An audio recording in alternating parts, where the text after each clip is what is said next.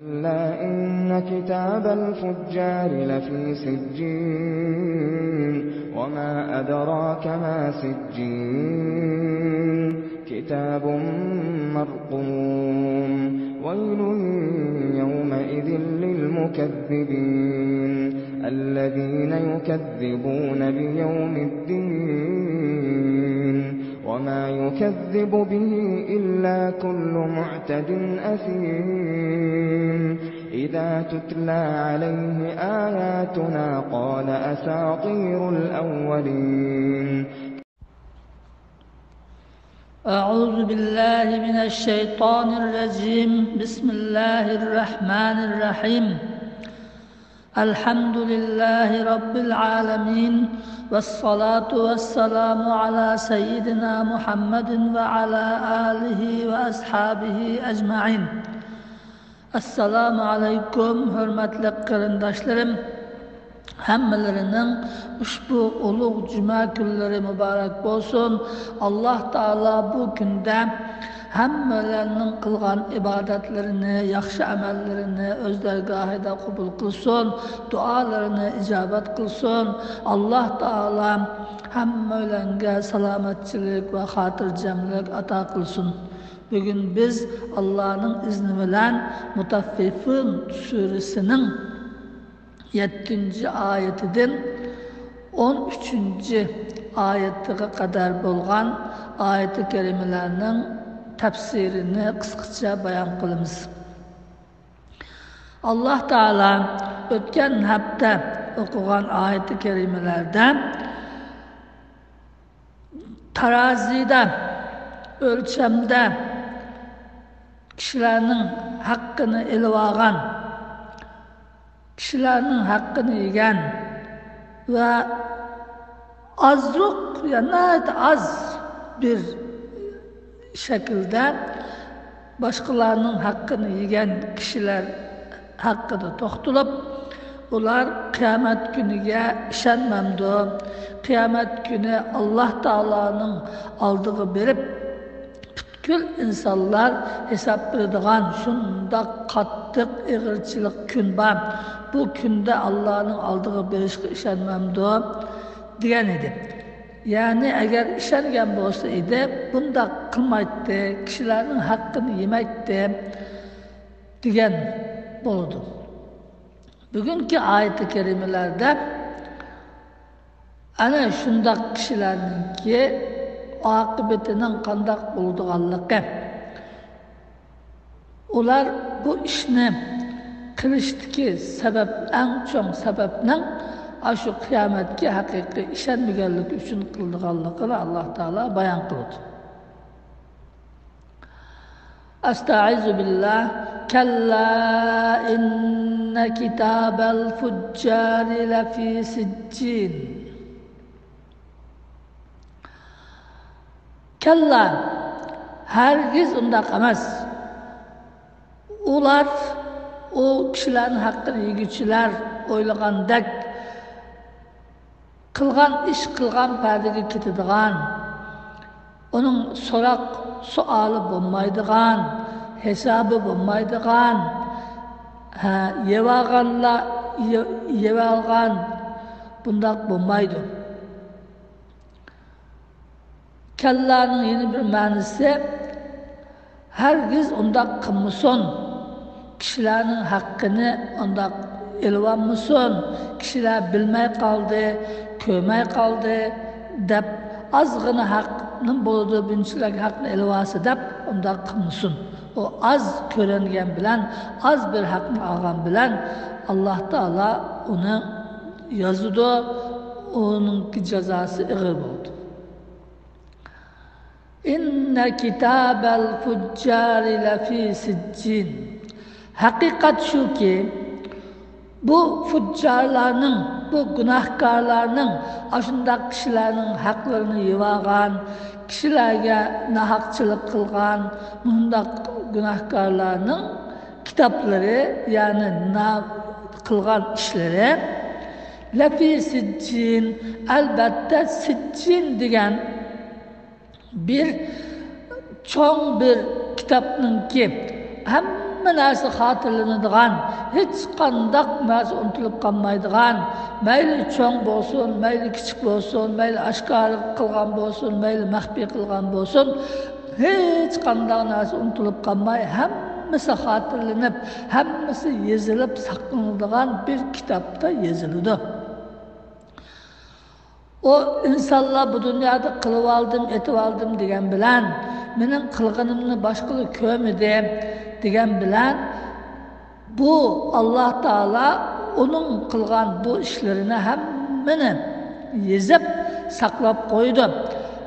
Balki o ishni qilganlar uni qanchalik qilganligini, kishilarning haqqini qanchalik yeganligini, qanchalik olganligini unutib qolgan bo'lishi mumkin. Ammo Allah Teala unutib qolmaydi. Uni shu hech narsani kam qo'ymay, kitobga yozib, Sijjin degan cho'ng bir kitobda uni saqlaydi. Va ma adraka ma Sijjin. Ey hurmatli payg'ambarim Muhammad alayhissalom, bu Sijjinning nima ekanligini sana nima bildirdi? Bu Sijjin degan qandaq narsa, sen uni bilamsan deydi. Bu yerdeki Resulullah sallallahu aleyhi ve sellem'ge sen o Sijjinning, o cho'ng kitobning nima ekanligini bilamsan deb savol so'raganligi Alloh taolaning buning javobini berish uchun emas, buni bilmaysan deganlik. Ya'ni o Sijjin degan shundoq qo'rqinchli, shundoq gunohkorlarningki amallari yozilgan, o yerga ismi yozilganlarning oqibati shu do'zaxning eng chunquri bo'ladigan, do'zaxning eng chunquriga tushgan siri o texmi torchilikda, texmi qiyinchilikda, texmi qattiq azob chekadigan shundoq bir narsa o. Shundoq bir kitobning nima ekanligini sen bilmaysan. Uni faqat biz sana bayon qilib beramiz. Uni andaq munchilak azob bo'ladiganida, ya mundaq narsa edi deb tasavvur qilib bo'lmaydi. Demakchi, bu savolning ma'nosi. Kitobun marqum. O kitob shu Sijjin degan narsa o belgi qo'yilgan, bu palonining qilgan yomon ishlari, pokonining palonchalik qilgan yomon ishlari deb shu inson kishilarning ismlari bilan belgi qo'yilgan kitobdir. Cho'ng bir kitob. O kitobga ismi yozilib qolganlar o qattiq tavba qilib Alloh taoloning gunohiga mag'firat tilab, bu dunyoda gunohidan yenib, kishilarning olgan haqqini to'lab, o'zini poklamasa, o oqibatda do'zax bo'ladi. Shundoq bir cho'ng kitob o Sijjin. Mana ko'zga ilmagan, mutaffif, ya'ni azruq binaslarini ilvagan, haqini ko'rib qolmusun, bilib qolmusun deb, haqli faqatmuchilik bir narsalarni olganlarningki oqibati mana shundoq bo'ldi. Onun qilgan ishlari shundoq do'zaxiy bo'lash, do'zaxning kirdiganlarning cho'ng daftariga yoziladi deydi. Endi bu yerda shundoq mutaffif kichikina binasini haqli uningki ko'zga ilmaydigan, balki farq qilmaydigan shundoq kichik bir narsani ilib olganninki jazosi shundoq ig'ir bo'lsa, o cho'ng narsalarni ilib olgan, kishilarni saxti qilgan, yolg'on aytgan, kishilarga har xil zulm qilgan, kishilarning mol-mulkini tortib olgan, pullarini, mollarini o'g'irlab olgan, bularninki azobi qanday bo'lmoqchi? Uni munchilak bularda tasavvur qilib bo'lmaydi. Shunga Alloh taolo bu kichik narsalarninki gunohlarini, ig'irligini, uning oqibatining yomonligini bizga bayon qildi-ki, uning cho'ngi, buning natijasi cho'ng bo'ldi. Shunga bu dunyoda mundaq ishlardan saqlaninglar ey musulmonlar. Oxiratda Allah'ın aldığı barıslar, bu dünyada sizler nefsinlerinin kendine girip, azroq foydani deb ashundaq kishilarga bir narsani tatib berganda yoki o'lchab berganda bundoq azroq kam qilish orqali bir foyda elishni o'ylab bundoq qilib ketmanglar. Qiyomatni o'ylanglar. Qiyomat yo'qdek, Allohning oldiga bormayotgandek, bu qilgan ishlaringlardan hisob bermaydigandek, Alloh taolo qilayotgan ishinglarni ko'rmaydigandek bundoq harakat qilmanglar. Qilgan har bir ishinglar, mayli maxfiy qilinglar, mayli oshkora qilinglar, hammasi shundoq kitobda yoziladi. Bu kitobga sizlarning isminglar yoziladi. Palon chog'da bundoq ish qilgan deb hargiz unutilib qolmaydi. Qiyomat kuni Allohning oldiga borsizlar. Allohning oldiga borganda bu qilgan ishlaringlar hammasi oldinglarga chiqadi. Daftaringlar, nama amal yozilgan daftaringlar sizlarning qo'linglarga beradi. Buni o'zinglar o'qib, o'zingizning qandoq sharmanda ekanliginglarni, dunyoda qandoq rezil ishlarni qilganliginglarni aşağıda ko'rishlar. Eğer bağandan keyin tövbe qilib bo'lmaydi, gunohga qaytqilib bo'lmaydi. Alloh taolodan mag'firat tilgan bilan u yerda mag'firat qilinmaydi. Qildigan ishning hammasi mishadi. Ko'zimiz ochiq, put-qo'limiz saq, mushu dunyoda ekan, tövbe qilib olish kerak, yomon ishlardan yenish kerak. Qiyomat kuni Allohning oldiga berishni o'ylab, Alloh taoloning oldida hisob berishni o'ylab, yerda qanday hisob beraman deb shu hisob bermaydigan ishlarni qilishdan hazar aylash, qochish kerak. Bo'lmasa, ayaga berib bo'lgan chaqda biz oqibat yomon bo'ladi, yerda pushman foyda bermaydi. Ya da vay men bilmay qilibman, ya endi tavba qildim, ya degan bilan uning foydasi bo'lmaydi. Qilgan ish hammasi mishadi, mushu dunyoda. Vaylu yawma izil lil mukazzibin. Vayl halokat bo'lsin. Vaylun degan do'zax ularning joyi bo'lsin. Yawma izin o kunda, yani kıyamet günüde, kıyamet günüge bağlan çağda, o kafir olsun, Müslüman olsun, hamma adam kıyamet günüge bardı. Yani bağmay çağrı yok. Kıyamet günüge bağlan çağda, veyl, hasret, nadamet olsun, halaket olsun, devzak, veylun diyen devzak, onların cahip olsun. Kim o? Lil mukazzibin, yalgan degüçlerge. Muşundak hakikatlarını deppese, muşundak kıyamet ba, Allah'ın aldığı batqa iş ba, Allah'ın aldığı bu dünyada kılgan işlerine hesap verdiğin iş var, Allah'ın korkanına dese, ona inkar kıldı. Andak iş yok. İnsan ölgenden keyin topuğa aylanıp tügeydi. Kıyamet etken narsa yok, ölgenden keyin qayta tirilishni etken narsa yok deb onunla inkar qildi. Mana shunday inkar qilguvchilar bu dunyoda inkar qilgan bilan qiyomat kuni yerga tirilib qopdi. Tirilib qopgandan keyin yerda haqiqatni, qiyomatning haq ekanligini ko'zi bilan ko'rdi. Ana shularga veylun degan do'zax bo'lsin, halokat bo'lsin. Ularning haliga vay. Ya da hiç kandak ahvalını tuzutadigan iş yok. Mukazzibin endi bu yalgan degüçüler, yalgan çıqargıçılar nimini yalgan deydi? Allazina yukazzibuna biyawmiddin. O yalganga çıqargıçı inkarçılar aşı yawmiddinni inkar qildi. Jaza gününü inkar qildi. Bu Yevmiddin degan Sura Fatiha'da Maliki Yevmiddin deb kelgan.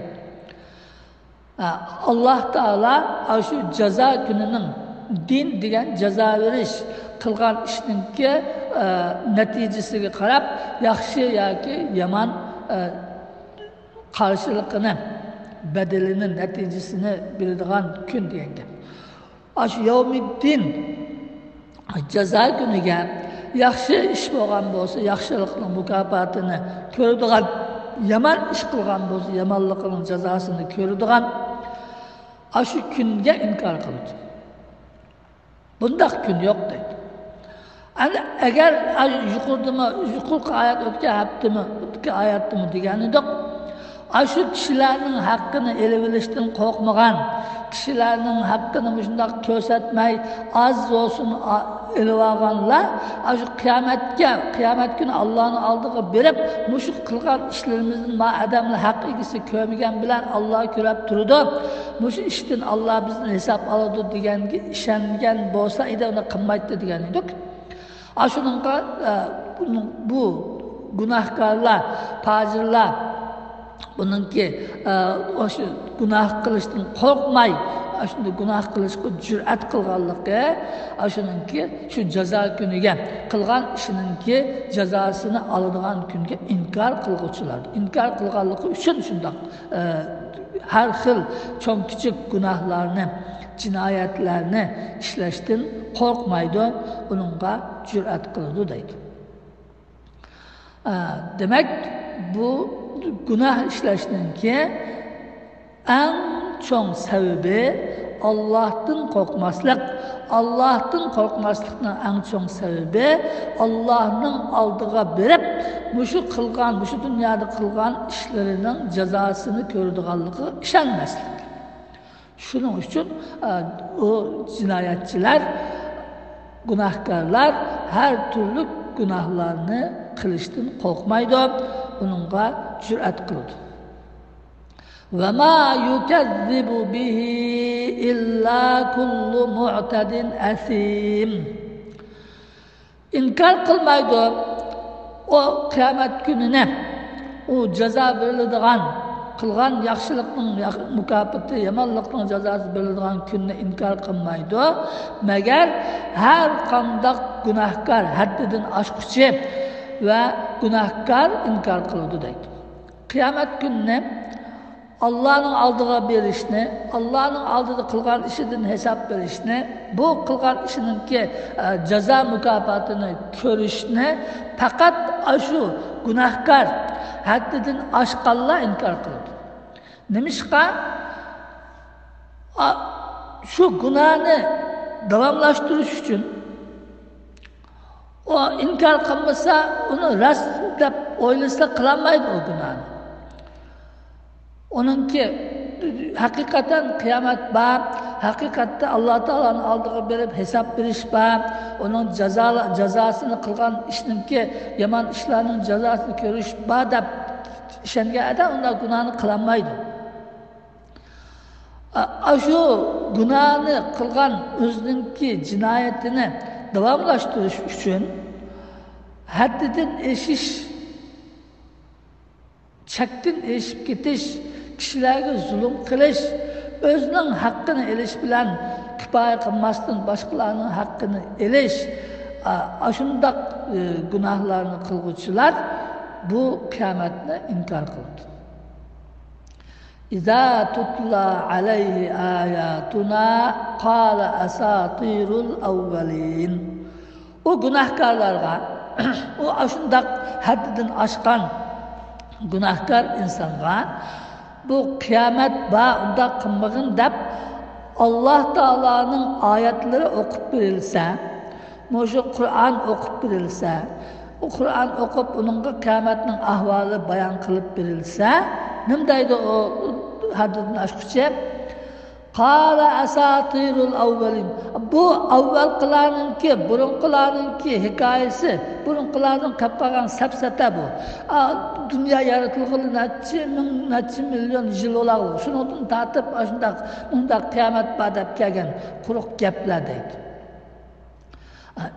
Yani Allah Teala yuqorida allazina yukazzibuna biyawmiddin, yani yawmiddinga jazo kuniga inkor qiladi, shuni yo'q deydi degan kofirlar nima deydi desa, bu haqiqat Allah Teala'nın oyatlari o'qilib qiyomat bayon qilinsa, bu burunqilarning hikoyasi, burunqilarning safsatilari bu deydi.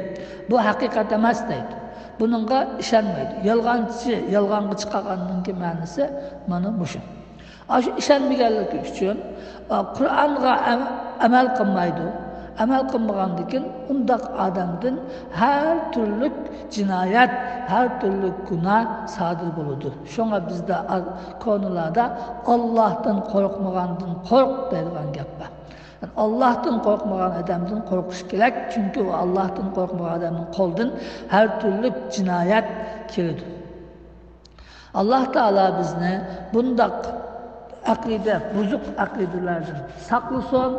Allah Teala bizni Kur'an'ı yaxşı okup, yaxşı düşünüp, onun için işinip, amel kıldığan kişilerden kılsın. Allah Teala bizlerini her türlü yaman günah masiyetlerden saklısın.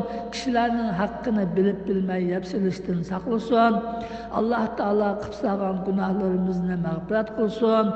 Allah Teala bizge şu dünyada samimi tövbe kılgılı nasip kılsın. Tövbelerimizni kabul kılsın. Allah Teala kıyamet günü bu dövzakı kurtulganlardan kılmışsın. Allah Teala bizni öz rahmeti bilen cennetke kirdigan âli derecelik muhlis müminlerden kılsın. Amin. Ve ahiru da'vana enelhamdülillahi rabbil alemin.